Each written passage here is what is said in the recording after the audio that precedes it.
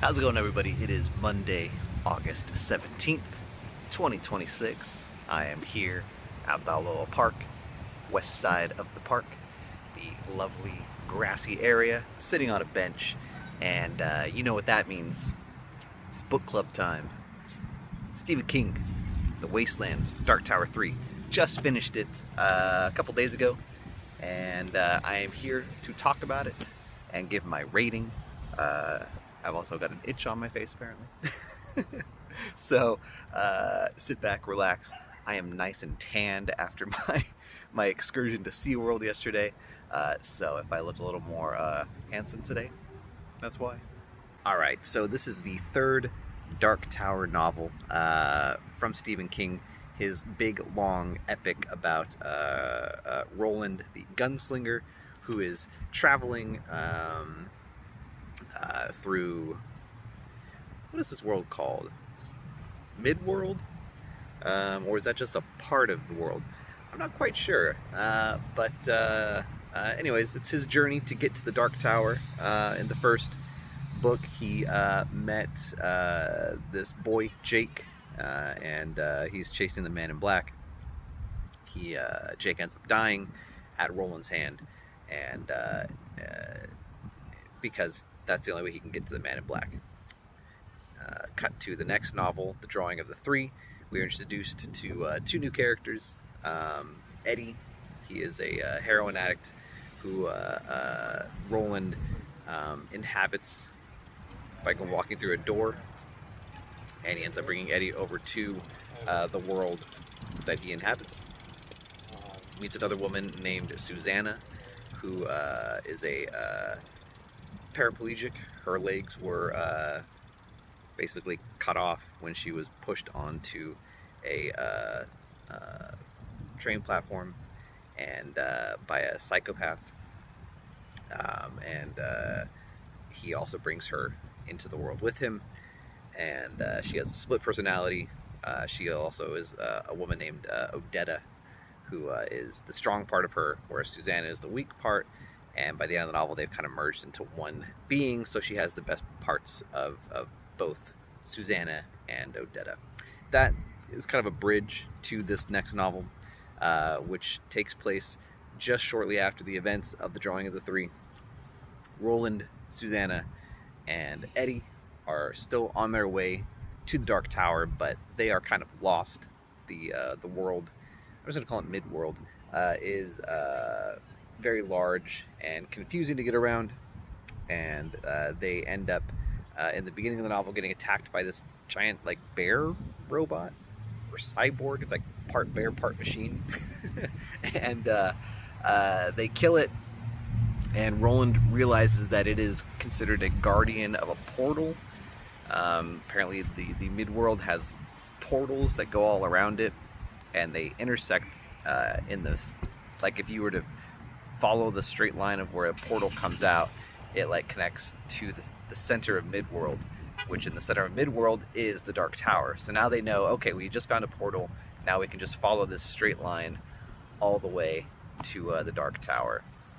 But in order to get there, they need to go through a place called the Wastelands, which is like covered in poison, and there's no way to get there. They don't know how they're going to get there. So that's where Jake, the boy who died in the first novel, comes into play. Through circumstances in the second novel, Roland changes the future or the past, whatever you want to. It's a very mind-bendy book. And Jake is now alive, but back on Earth. And but he keeps having this longing to get back to Midworld, which he doesn't seem to have any memory of. Anyway, he discovers that there is a train, Blaine, the Train of Pain, who can take them through the wasteland, but they have to find it, and he has to get his way back over to Roland. So that's kind of the gist of it. I know I kind of went over a lot of plot there. That's almost like the first half of the book that I just explained, and the second half is, spoiler, Jake ends up getting over to Midworld. And that they go on the rest of their adventure from there. There's this whole other subplot of, at the beginning of the book about Roland having these these terrible headaches, and he's kind of dying because his brain is fighting with itself because it is living in two different time frames. There's a time frame where Jake is dead and a time frame where Jake is alive, and Jake is also going through the same thing on his side on Earth, and they have to kind of figure out how to fix that as well. So anyway, that's the rundown of The Wasteland.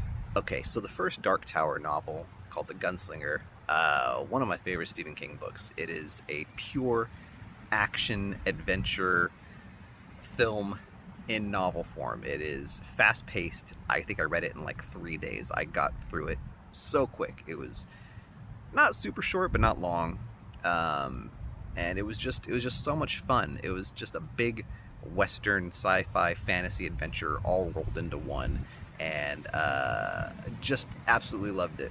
And so I was very excited to get onto the next book, The Drawing of the Three, and that book was a real slog to get through. It was not very fun.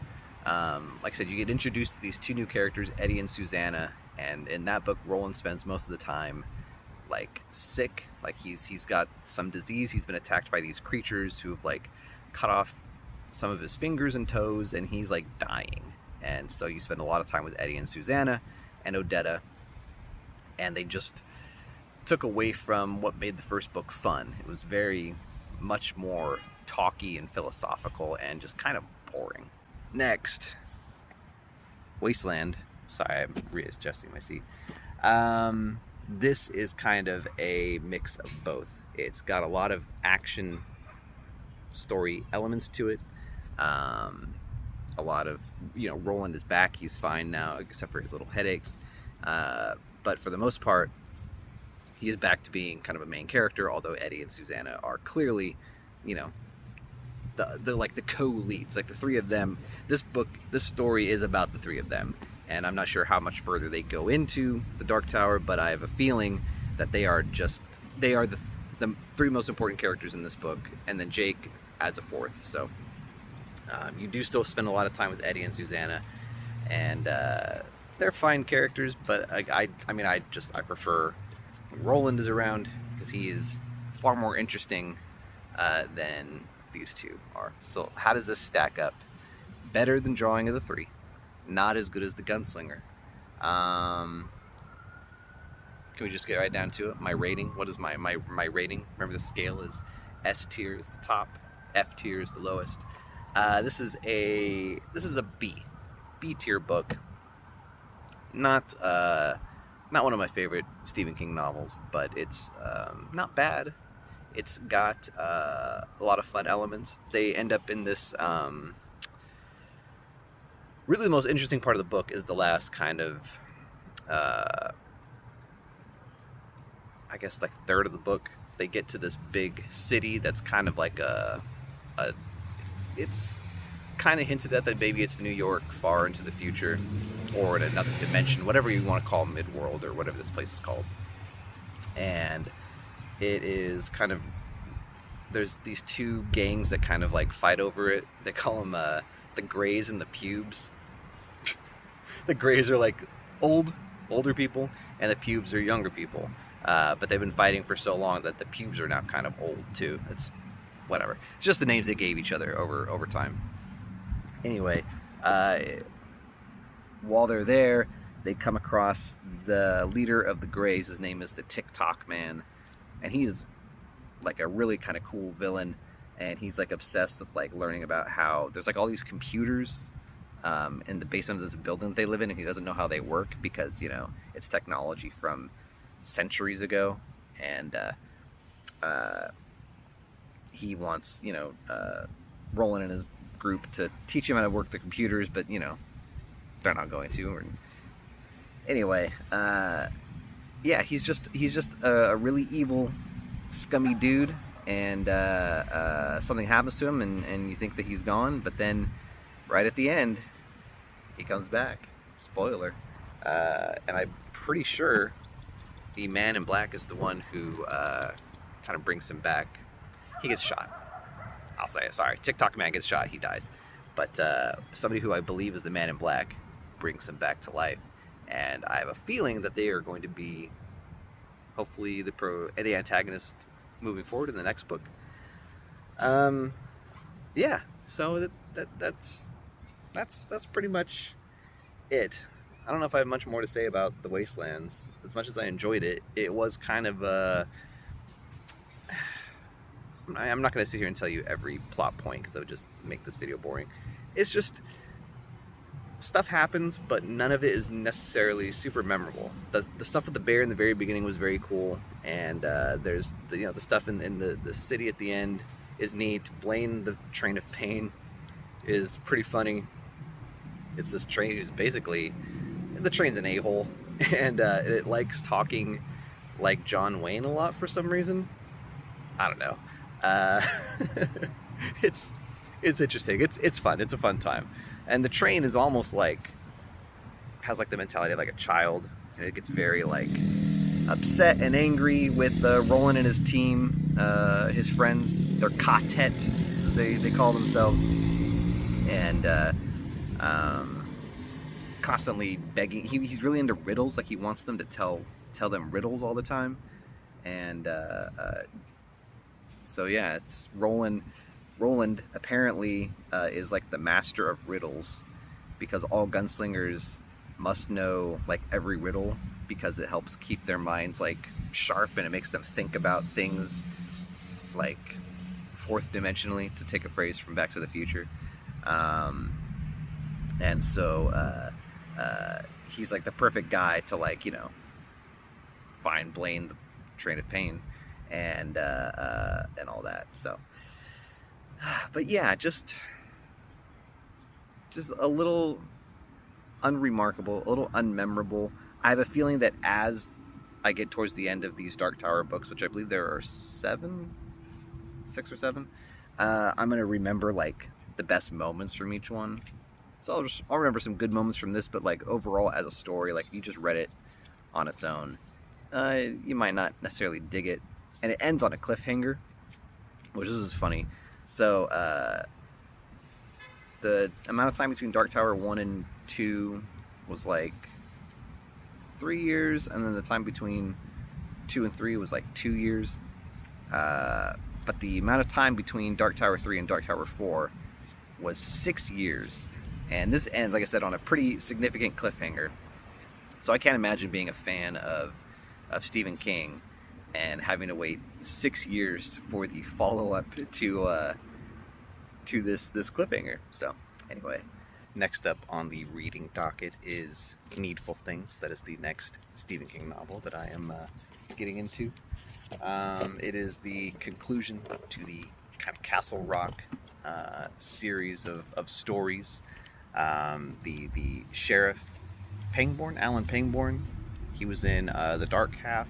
He comes back in Needful Things, and he's kind of like the main character from my understanding. And yeah, I've heard mixed reviews on this book. Kelly, my wife, she really likes it a lot, but other people kind of said it's a lesser Stephen King novel. I think that's just kind of how what you're gonna hear people say moving forward. I mean, he's now going on over 50 years, or just about 50 years, writing novels, and he had his good stuff in those early days, and then I think as we get into the 90s and so on, I think it's just kind of a mixed bag of like stuff. It's like this, like there's good things in here, but there's also really kind of boring things in it. So I think that's just kind of how it's going to be moving forward with the rest of his books. So I don't know, we'll see. But yeah, I hope you found this informative. I hope you enjoyed my talk on the Wastelands, Dark Tower 3, The Wastelands. In the last video, I titled this the Daily Vlog Book Club, and I guess that's just what I'm going to call it. I don't know, this vlog just doesn't have a name in general. Like, it's just me doing things around town or talking to the camera. So I really never thought of a name for it, like I mean, Adam the Woo, he had a name. He was called Adam the Woo, and he called it the Daily Woo. I have no unique nickname or anything like that. So yeah, I don't know. I wouldn't know what to call these. Andy's Daily Vlogs. That just sounds stupid. So yeah, I guess we'll just call this the Daily Vlog Book Club. Yeah, whatever. I'm gonna go get something to eat. I am hungry. It is dinner time, and Kelly and Enid are waiting on me to bring them some food. So I'm gonna do that. I'm gonna provide for my family. 'Cause that's what men do. On that note, thanks for watching. We'll see you next time. Goodbye.